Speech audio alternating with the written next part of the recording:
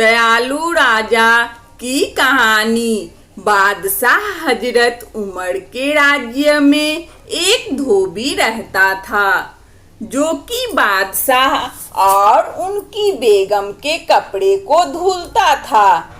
एक बार बादशाह हजरत उमर का एक कपड़ा प्रेस करते हुए धोबी से जल गया।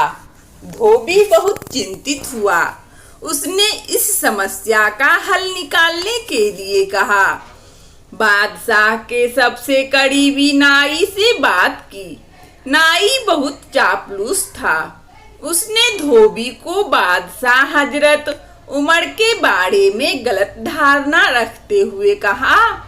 एक बार एक नाई से बादशाह हजरत की दाढ़ी बनाते समय गलती से गले के पास कट गया, जिसके कारण बादशाह ने उसे फांसी पर चढ़ा दिया।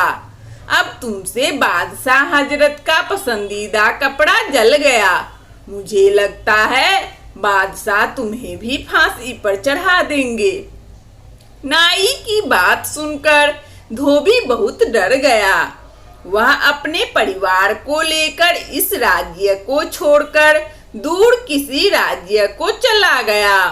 वर्षों बाद एक बार बादशाह हजरत कई राज्यों का भ्रमण करके वापस आ रहे थे। संयोग से धोबी की मुलाकात बादशाह हजरत उमर से हुई। धोबी ने देखा कि एक व्यक्ति ऊंट पर बैठा है तथा दूसरे व्यक्ति ने ऊंट को निगल कर पकड़ा है। धोबी ने ऊंट पर बैठे व्यक्ति को बादशाह हजरत उमर समझकर सलाम करने गया तो उस व्यक्ति ने घबराकर कहा, बादशाह हजरत उमर तो ऊंट की नकेल पकड़े हैं, मैं तो उनका गुलाम हूँ। उसकी बातों को सुनकर धोबी हैरान हो गया। उसने सच्चाई बताने के लिए बादशाह से अनुरोध किया। बादशाह ने कहा, बात साफ है, हम लोग लंबे सफर से आ रहे हैं। लगभग 5 कोस में ऊंट पर बैठता हूँ तो ऊंट की नकेल मेरे गुलाम के हाथों में होती है।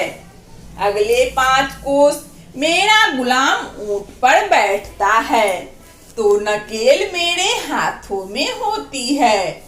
इस बार मेरे गुलाम के बैठने की बारी थी, इसीलिए नकेल मेरे हाथों में है।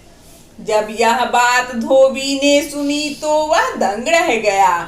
उसने सोचा, इतना दयालु बादशाह जो अपने गुलाम के हित के बारे में सोचता हो, वह किसी को कैसे फांसी दे सकता है। तभी बादशाह ने धोबी से पूछा, तुम हमारे राज्य को क्यों छोड़कर यहाँ चले आए। धोबी ने बादशाह को पूरी घटना सच सच बता दी।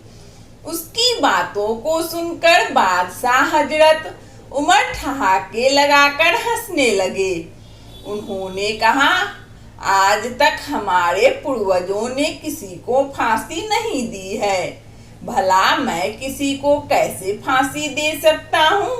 गलतियां तो सभी से होती है, चाहे वह राजा हो, रंक हो और फकीर क्यों ना हो। अगर इस बात को लेकर तुम हमारे राज्य को छोड़कर यहाँ रह रहे हो तो तुम पुनः मेरे साथ अपने राज्य में चल सकते हो। बादशाह हजरत उमर और धोबी अपने राज्य में पहुंच गए। बादशाह ने धोबी को गुमराह करने के जुर्म नाई को महल से बाहर निकाल दिया। नैतिक शिक्षा, बिना हकीकत जाने किसी भी फैसले को लेना हानिकारक होता है। वंदना स्टोरी चैनल में इस कहानी को सुनने के लिए आप सभी श्रोताओं को बहुत बहुत धन्यवाद। यदि हमारा कहानी अच्छा लगा हो तो कृपया लाइक और सब्सक्राइब अवश्य करें। ताकि नोटिफिकेशन सबसे पहले आपको मिले। धन्यवाद।